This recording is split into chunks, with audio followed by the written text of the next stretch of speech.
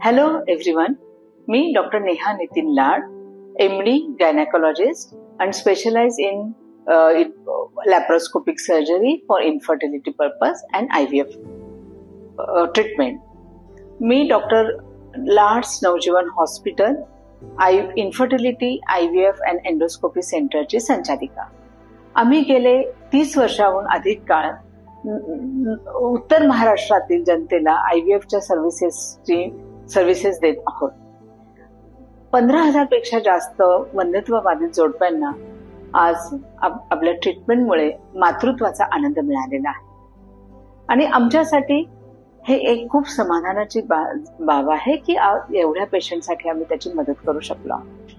बीजांड कोश हे अगदी 3 centimetre bye 2 centimetre bye 1 centimetre इतकं छोटस एक ती ग्रंथी आहे. पण ही ग्रंथी स्त्रियांसाठी आणि पुनरुत्पादनासाठी मात्र खूप महत्वाचं काम करत असते. सर्वप्रथम या बीजांडकोशामध्ये प्रत्येक स्त्री जन्माला येताना तिची बीज घेऊन येते.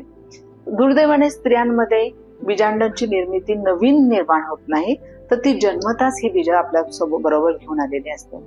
ह्या बीजांपासून 2 महत्वाचे कार्य तयार होतात. एक तर पुनरुत्पादनाचं कार्य होतं आणि दुसरं हार्मोन्स तयार करण्याचं कार्य होतं. हार्मोन्स तयार करण्यामध्ये इस्ट्रोजन आणि प्रोजेस्ट्रोजन या नावाची 2 महत्वाचे हार्मोन्स तयार होतात. इस्ट्रोजनमुळे त्या स्त्रीला स्त्रीत्व मिळतं. स्त्रीशी रिलेटेड असलेल्या तिच्या ज्या भावना आहेत, तिचं जे सौंदर्य आहे, तिचं जे स्ट्रक्चर आहे, मानसिक स्ट्रेंथ आहे, ह्या सगळ्या गोष्टी तिला या इस्ट्रोजनमुळे मिळत असतात. तर प्रोजेस्ट्रोजन जे हार्मोन आहे ते नावच सांगतं प्रोजेस्टेरॉन, म्हणजे जे आपल्याला गर्भधारणेला मदत करतं.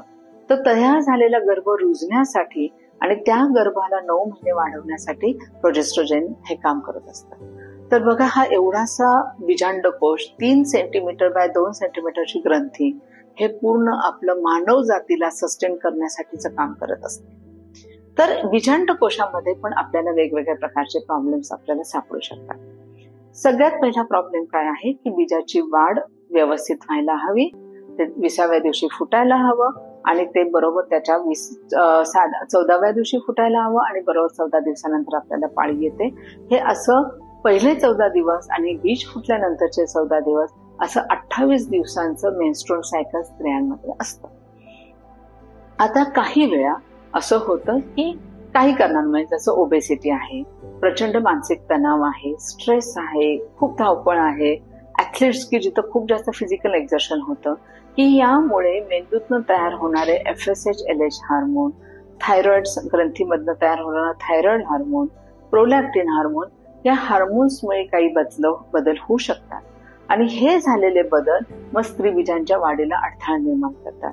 जर तुमच्या स्त्रीबीजाची वाढ व्यवस्थित झाली नाही, ते फुटलं नाही, तर पाळीमध्ये इरेग्युलॅरिटी येते, पाळी आपली असमतोल निर्माण होतो आणि त्याच्यामुळे गर्भधारणेला अडथळा निर्माण होऊ शकतो.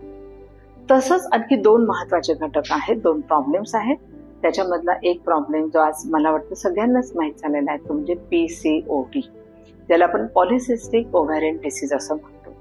तर काय असतं बरं याच्यामध्ये? तर यामध्ये हा काही वेळा जेनेटिक आजार असतो.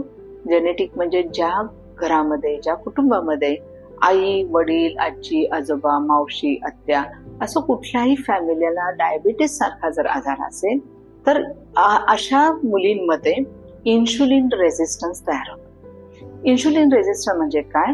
तर त्यांच्या शरीरामध्ये जे इन्शुलिन तयार होत असतं ते इन्शुलिन आयदर थोडंसं कमकुवत असतं किंवा त्यांच्या पेशी ज्या आहेत त्या ह्या इन्शुलिनला योग्य तो रिस्पॉन्स देत नाही आणि त्यामुळे काय होतं की हे इन्शुलिनच्या डेफिशियन्सीमुळे स्त्रीबीजांमध्ये होणारी वाढ जी आहे ती वाढ खुंटते.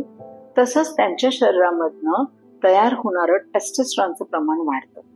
हे एक खूप कॉम्प्लेक्स सायकल आहे, पण आपण थोडक्यात अगदी सोप्या पद्धतीने त्याला असं समजावून घेऊया की हे त्यांचं बीज जे वाढायला पाहिजे त्याची वाढ होत नाही. नॉर्मली बीज साधारण 1-2-3 मिलीमीटर असतं, तिथून ते वाढत 20 मिलीमीटर पर्यंत जातं. पण ह्या केसमध्ये ह्या बीजाची वाढ फक्त 9, 10, 11 मिलीमीटर पर्यंत होते. त्याच्या पुढे वाढ होत नाही. त्याच्या पुढे वाढ न झाल्यामुळे त्यांच्या शरीरामधलं टेस्टोस्टेरॉनचं प्रमाण, नॉर्मली टेस्टोस्टेरॉन इस्ट्रोजनमध्ये कन्व्हर्ट होत असतं, पण वाढच न झाल्यामुळे टेस्टोस्टेरॉनचं प्रमाण वाढतं. त्यामुळे ह्या मुलींमध्ये आपल्याला काय काय बदल दिसतात? तर पहिला बदल दिसतो की त्यांचं वजन वाढायला लागतं.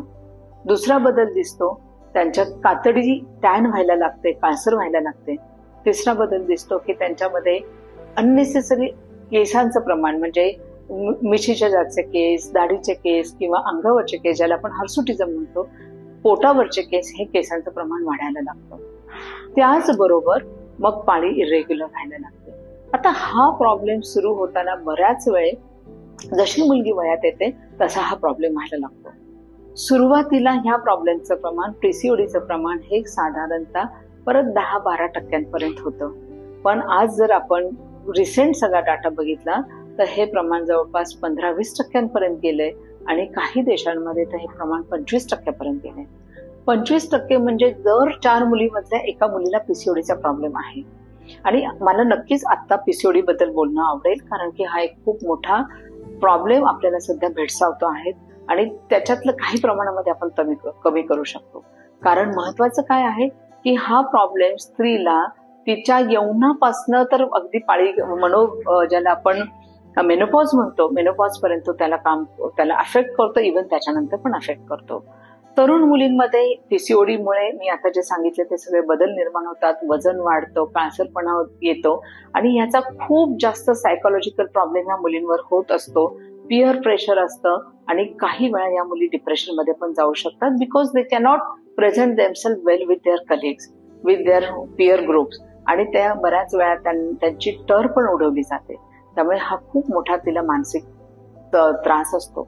त्याच्यानंतर पीसीओडीमुळे दुसरा येतो की वंध्यत्वाचा प्रॉब्लेम निर्माण होतो.